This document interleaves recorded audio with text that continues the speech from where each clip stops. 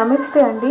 నేను ఇవాళ మీకు ఒకవేళ కోల్డ్ కానీ బ్రీతింగ్ ఇష్యూ కానీ వచ్చిందనుకోండి, కరోనా టైంలో మనం హాస్పిటల్కి వెళ్ళకుండా ఇంట్లోనే ఉండి దాన్ని ట్రీట్మెంట్ చేసుకోవడానికి మీకు నేను ఒక రెసిపీ చెప్తాను, కషాయం రెసిపీ. సో దానికి ఓన్లీ మనకు కావాల్సిన పదార్థాలు రెండు.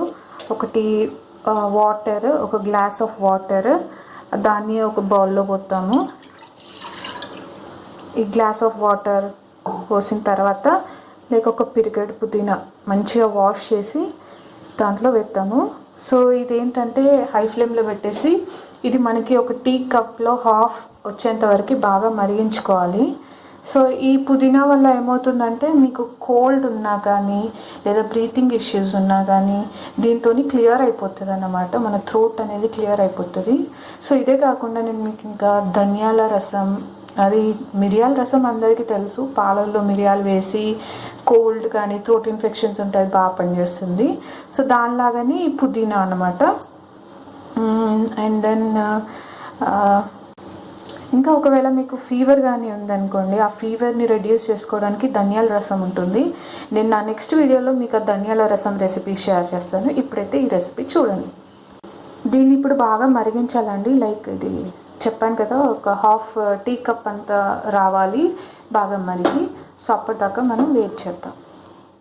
సో మనకి ఇది దగ్గర పడిపోయిందండి.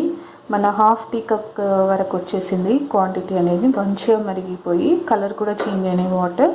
సో మనం ఒక టీ కప్లో కాస్త చిటికెడంత పసుపు వేసుకుందాము. పసుపుకి అందరికీ తెలిసిన యూనివర్సల్ ట్రూత్, దాంట్లో యాంటీ బ్యాక్టీరియల్ ప్రాపర్టీస్ ఉంటాయని. సో దాంట్లో మనం ఇప్పుడు మరిగించుకున్న వాటర్ దాంట్లో పోసుకుందాం.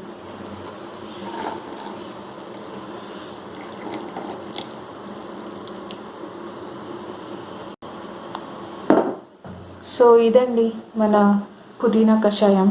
మీకు ఇది మంచిగా బ్రీతింగ్ ఇష్యూస్ ఉన్నా, కఫ్ కోల్డ్ ఉన్నా కానీ దీంతో మనకి తగ్గిపోతుంది.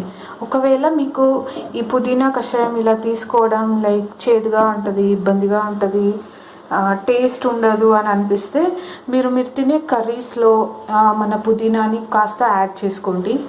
అలా చేసుకోవడం వల్ల కూడా మీకు ఒక వరకు బెనిఫిట్ ఉంటుంది. కానీ ఇలా చేస్తే ఏంటంటే ఇన్స్టెంట్ రిలీఫ్ ఉంటుందండి మీకు.